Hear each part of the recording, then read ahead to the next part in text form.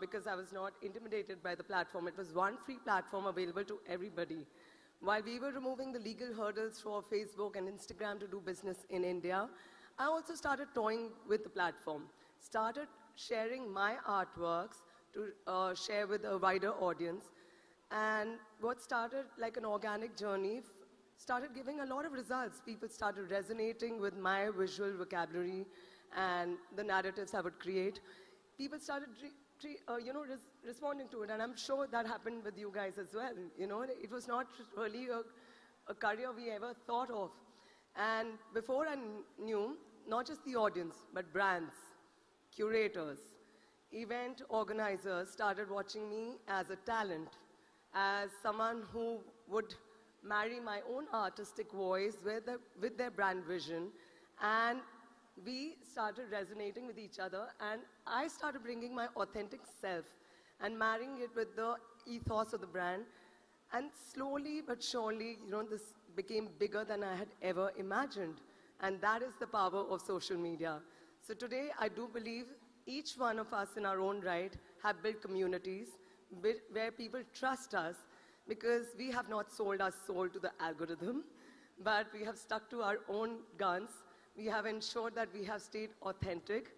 Instead of changing and altering our journey to fit a brand because we're getting paid for the product, we have ensured that we collaborate with brands that actually resonate with us, and seeing how their vision assimilates with our journey. And that's when we know the audience that connects with us has trust that we're not selling our souls to the algorithm or doing this for money, but this is something that we are researching for your own good. You could trust us because of the brands that we engage with. For me, it went a little further than this, because I think everyone is a sum of their experiences. And I think in my case, luckily, the output became slightly better than the sum of its parts. So my legal education also helped me understand the brand's model, not just getting together the audience and the consumers and aligning them with the brand's vision. I started consulting with brands because I understood their business model very well. And I also took it upon myself to start navigating their journeys, to not simply get lost in the sea of information out there because there's so much content, but streamline their approach to human perspective, where they will actually translate their business and see genuine growth. So yes, today, from a lawyer to an artist, content creator, I'm also a brand consultant, I'm a talent, and it's only thanks to social media I get to wear all these multiple hats, and I hope I get to learn more and more as the journey goes along. I would pass the baton to Arushi. And Arushi, why don't you tell us about how you started your journey in the world of content creation? So I started doing content in 2021, I suppose. I'm a baker. I'm a trained pastry chef. I'm trained in French pastry. Since Bahar also talked about moving from one profession to another, I'm also a literature student, and then I moved to being a pastry chef. I think I've always baked. I don't remember not baking. I must have been around 10 when I started baking with my mother, and it's something that I really fell in love with. So the transition from it being a hobby to being a profession did not feel as monumental for me, because it was something that I was doing on a daily basis for as long as I can remember. And the fact that a platform such as YouTube or Instagram or any social media would just help me make my passion a profession was something I feel very privileged to have been in that position. And yeah, I think that's it. I also am a pastry educator. So the platform not only gave me a career as a creator, but it also gave me an audience that I can teach how to bake, because I believe everyone likes to experiment in the kitchen, or even if they don't, everyone goes through a phase, especially during the lockdown when everyone was baking or just experimenting in the kitchen. So social media gave me the access to a lot of people who were interested in learning to do what I can teach them. And it was just a very fulfilling few years where I taught a lot of people to bake. Fantastic. Let's move to Visha. Tell us Hello. about your journey. So, just like Bahar and Arushi, I also sort of had a career pivot. I'm also a chartered accountant, and I trained for that originally. But then I was, again, like Bahar said, I'm also a very accidental content creator because this is not something I had planned. And how could we? We did not know this could ever be a career as well. Yeah, I this remember- profession did not exist. Right? We never knew about that. Our parents never told about us, that to us. I think our parents So- were more skeptical because they come from a Exactly. place of protection. Exactly. And yes, Right. please tell. So I remember I was on a trip to Chikmagalur, which is in south of India, and I was just documenting on my stories for the 300 friends who were following me that, okay, this is how coffee is made from a plant to a bean. I was just documenting the entire process, and one of my very old friends replied saying, oh, your travel stories are so interesting, why don't you think about starting a blog? And the next 1 week, I researched in and out about what travel blogging is. How can you just make money from traveling? It was such a foreign concept to me. I had not really traveled so much in my life. So, like you said, you had a passion for baking. You don't remember not baking. Or artists, for example, Passion just, for right? For me, content creation was a crash course into self-discovery because I did not know what I was really passionate about. The only thing I knew was that I loved telling and hearing stories. So when travel happened, I thought, wow, this is giving me a chance to tell stories, hear stories, and that sort of became my passion for some time. And I love that about content creation, that it gives everyone a voice. Everyone here has a very unique story to tell. And I was just happy that this is giving me audience and a platform and a way to wear multiple hats, to edit those stories, to narrate those stories and all of that. So yeah, and in fact, another example when I realized the power of stories was, so when I became a CA, in my first attempt, I saw a failure. And that was very new to me that, oh my God, how do I face this situation? And I remember making a long caption post out of that CA failure that, it's okay, it's not the end of the world, telling other CA students also once I did become a CA. And that's when a lot of people replied to it and a lot of people felt seen. And just from sharing that failure story, I realized the power of storytelling, of how it can impact people, but also purchase decisions today. Right. So- I think accidentally we have created communities that trust us, that resonate with us, and they start responding to us. Response is what we see the growth in. I don't think any of us started a journey because of vanity or for the need of visibility. I'm sure most of content creators who have maintained to stay sustainable and stable in this profession, and who, even if they entered the profession by accident, they've done it not because they wanted to just influence and promote, but because they were sharing a part of themselves authentically, and that's what got everybody connected to us. So while I'm sure none of us, maybe some of us do, but some of us do not have a following that runs into millions because we are not TikTokers necessarily. Some of us do not follow the trends, but stick to one niche. And I genuinely feel in the sea of information and content out there, the only voices that will still stay strong are the ones who are authentic and have a spirit animal of an amoeba who's willing to learn, because this journey keeps changing from year to year, and I think we are learners for life if we are in this profession, right?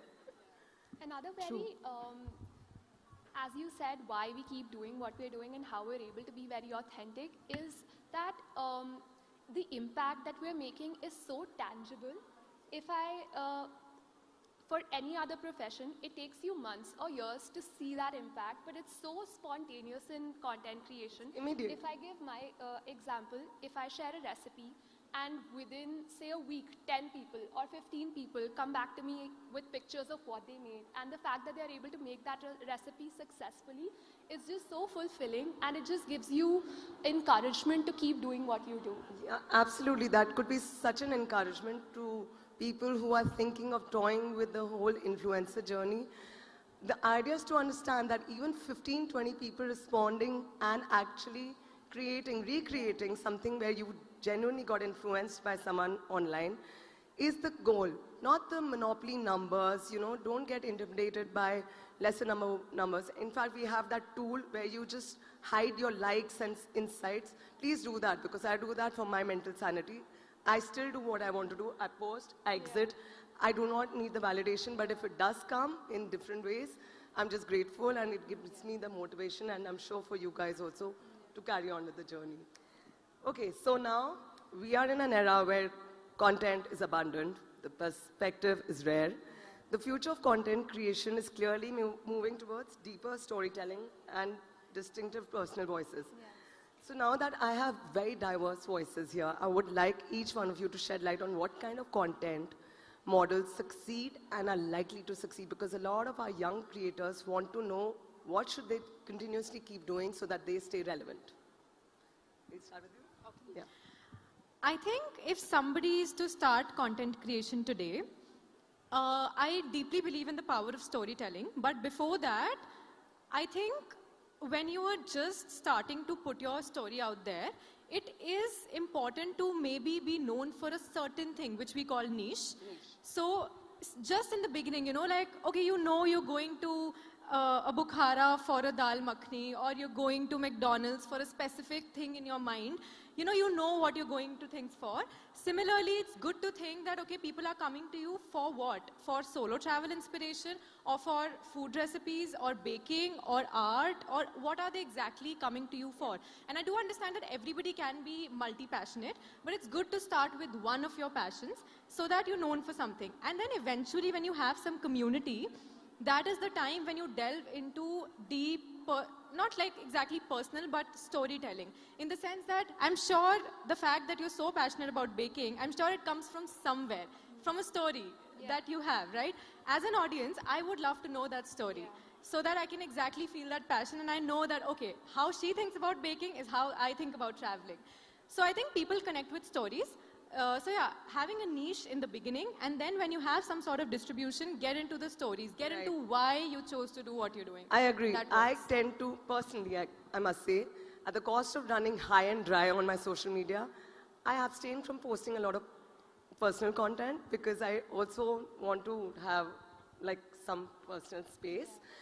Also, when I see too many partying scenes happening, I kind of get deflected from what the real reason for someone to have a social media, profile is.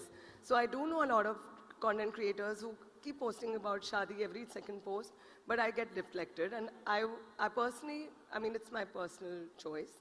But yes, I would also advise you not to get derailed or derail your audience from the main message and the very reason why you got into the space.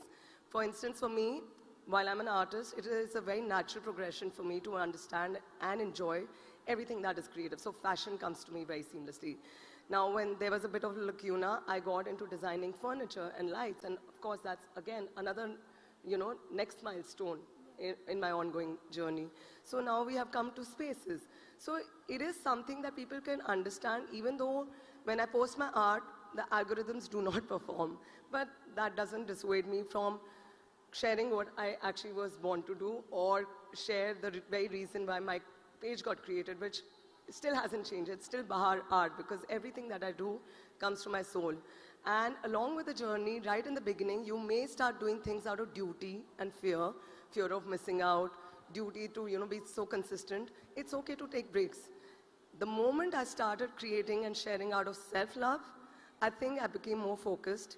And yes, people know exactly what they will find when they land on my page and what I bring to the table. I do not feel the need to report everything now, and that is also great, because some things will be found only in my stories, so you better keep up. And not everything, because also lack of time. I'm a young toddler's parent who I absolutely adore. I want to spend all my time with him if possible. I do not get the time to articulate everything into a post for people to share, because again, I do not want to trade my everyday life on social media. Arushi, what do you think is a sustainable model? I think the model keeps on shifting year to year. I remember when I started, the model that worked best was having really aesthetic, slow-mo recipe videos with just the hand showing, the tasty and the taste-nailed days. So you would have a very clean white marble top, and then really aesthetic shots of chocolate pouring with just some light music in the background. So that worked for the longest time. But in it's like today's therapy. yeah, But in today's time, unfortunately, that does not work. Even though it's very satisfying to watch, people, I believe, have perfection fatigue now because they don't want to see anything that is perfect. They'd rather see something that's relatable. So a person making the same recipe in a very normal kitchen setup like we have at home with a few imperfections is what would work better for the algorithm because that is what people want to see and want to relate to. So it's not perfection, it is rather relatability that is performing better So now. basically, the audience that is watching us is very discerning. Yes. They are seeing when things are forced Yes. as opposed to what genuinely aligns with your personality. Yeah. And absolutely nobody is perfect. And in fact, the new age definition of perfection is owning your imperfections. True. Okay, so we can't talk about content creation in isolation anymore. We are in the day and age of AI. So before I give my thoughts, I would want to know from you, Arushi, what do you think is going to be the impact of AI? We're already in that space in the future. If I talk about food content, if the value that you're adding to your audience is just providing a recipe, you will be replaced by AI.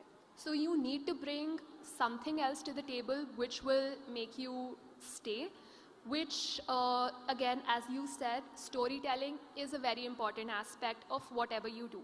People are not following you for the recipe that you share because that is available anywhere and everywhere now.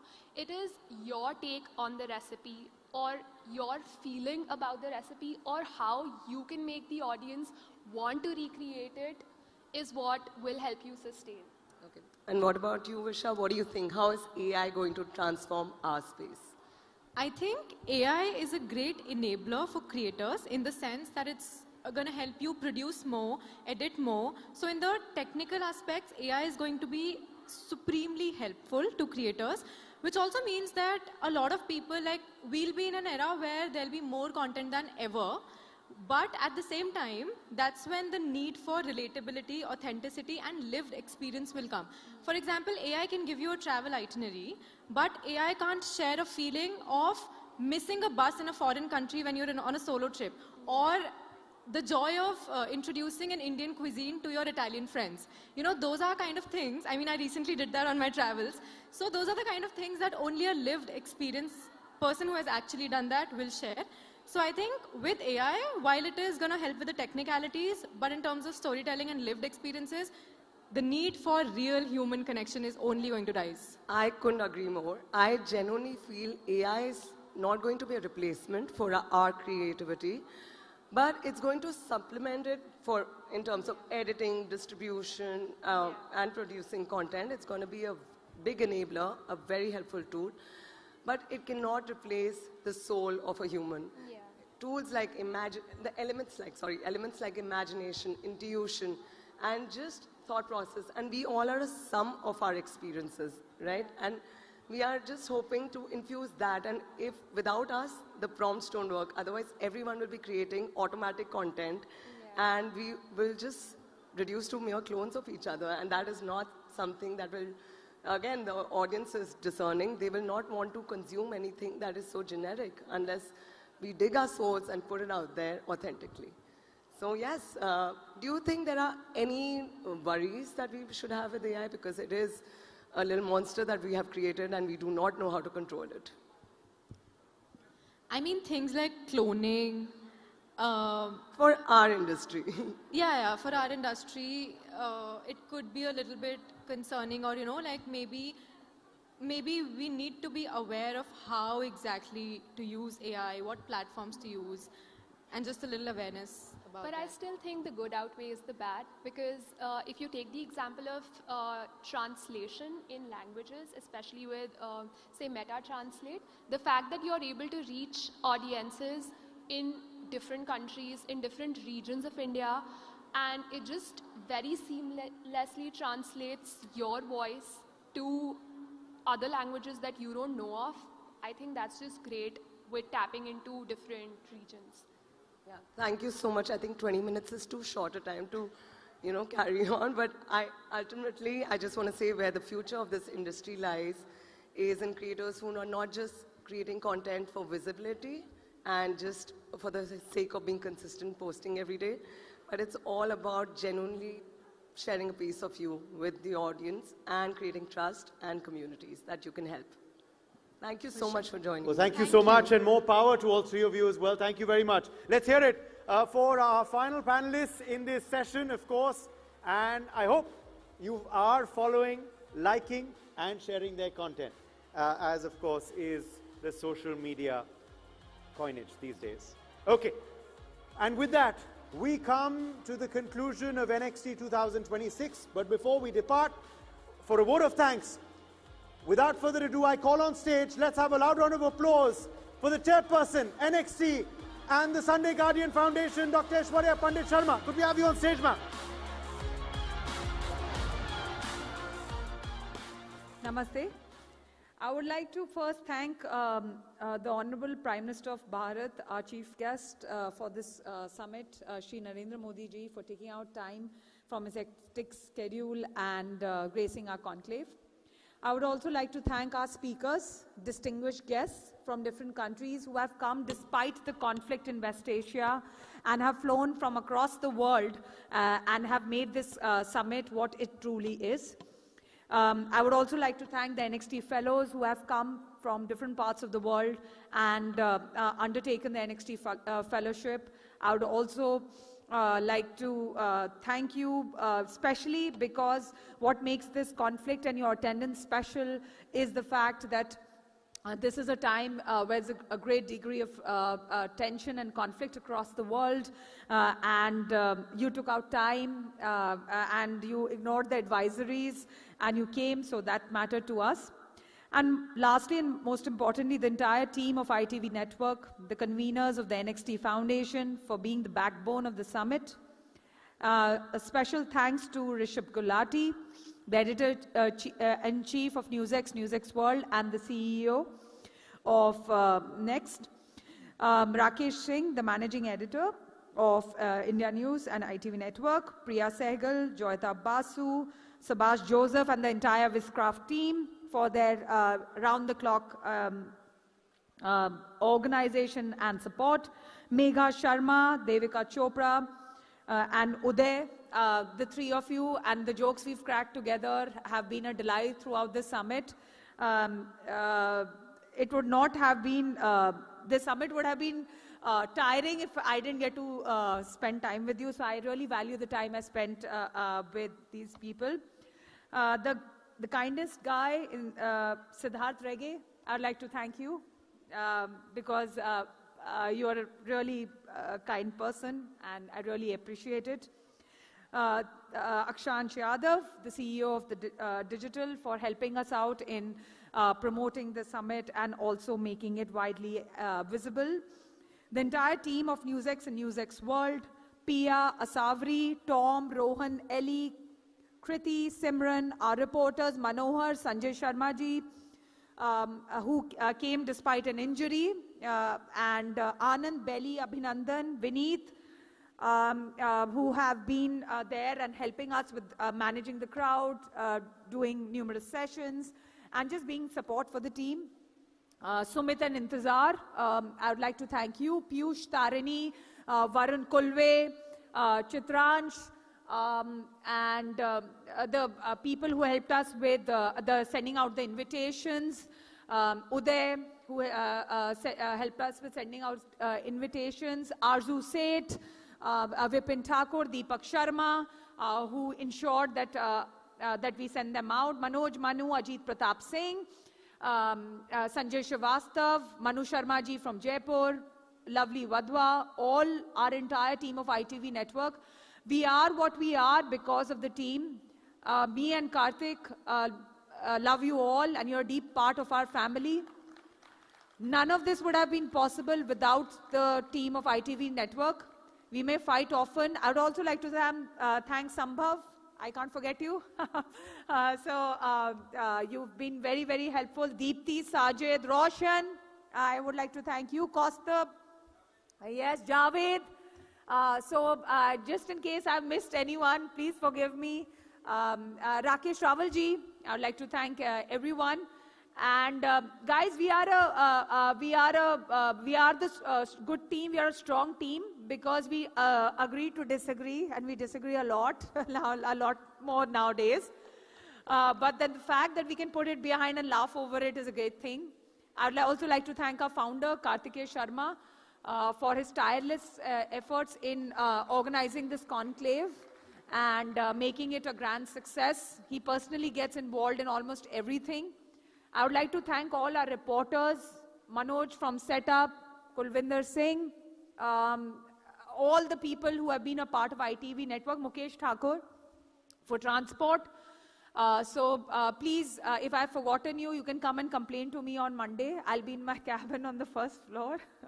I'll hear your complaint. I'll also apologize. Thanks you once again. I would like the team to play out the promo of NXT for the one last time because that's the soul of the summit.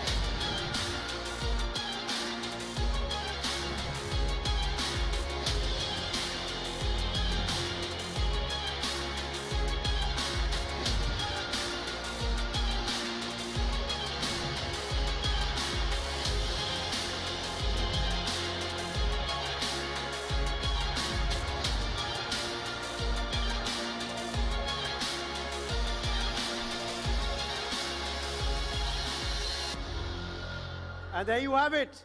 NXT 2026 is going to come to a close, but we will see you back here for NXT 2027 in not too longer time.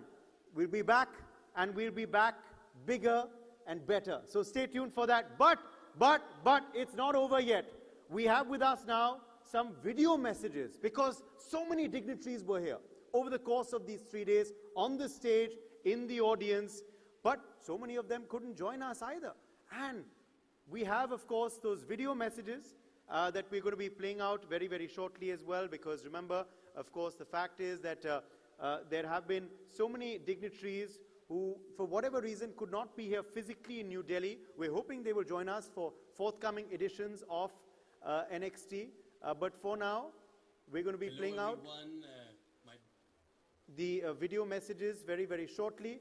Of course, and these have come in from all parts of the globe. Sitting ministers, sitting members of parliament, former members of the House of Representatives, they've all sent us messages from across the globe.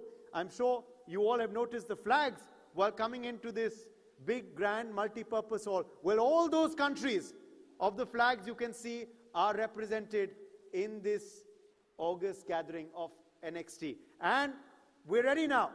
So, as I said, the show is not over yet. Picture abhi baki hai. Let's play out those video messages, and we thank all of them for sending in these virtual messages and statements for NXT. Thank you to organizers and personally to the founder of NXT Summit for having an opportunity to speak in front of you and sharing some messages from Ukraine. Let me start by saying that the world, which once seemed stable, is now facing new challenges to global security. We can see this today in the Middle East. War erupted in a single day, and the world was not prepared. In Ukraine, the war has been going on for 12 years, and for over 4 years, we experienced full-scale invasion of Russia in my country. Ukraine did not choose this war. We are forced to defend ourselves. And one of the main tools of our defense has become military technologies. Over these years, Ukraine has become one of the most dynamic centers of military innovations in the world. Thousands of Ukrainian engineers, entrepreneurs, and soldiers are working every day on new technologies, from unmanned aerial vehicles and maritime drones to artificial intelligence and cyber defense. These technologies are created to save lives, to protect our cities and our people, our infrastructure from Russian missiles and drone attacks. Over the past 4 years, Ukraine has moved from almost complete dependence on support from allies to building its own strong defense capability. In 2026, Ukraine has reopened the defense sector, and now joint militech companies are already appearing around the world, producing equipment based on military technologies developed in Ukraine and tested on the battlefield.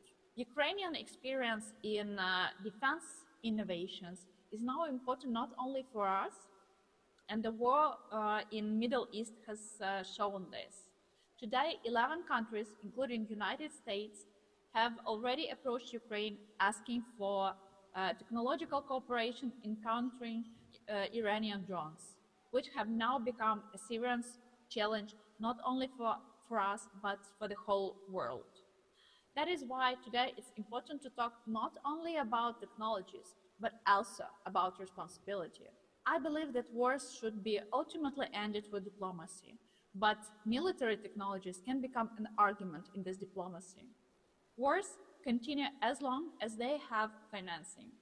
Russia wants to continue the war in Ukraine as long as it receives sufficient revenue from selling its oil and gas. The role of large influential countries like India could be very important in helping bringing the Russian war of aggression to the end. We would welcome such efforts from India. Economic decisions made by states can either bring peace closer or prolong conflicts.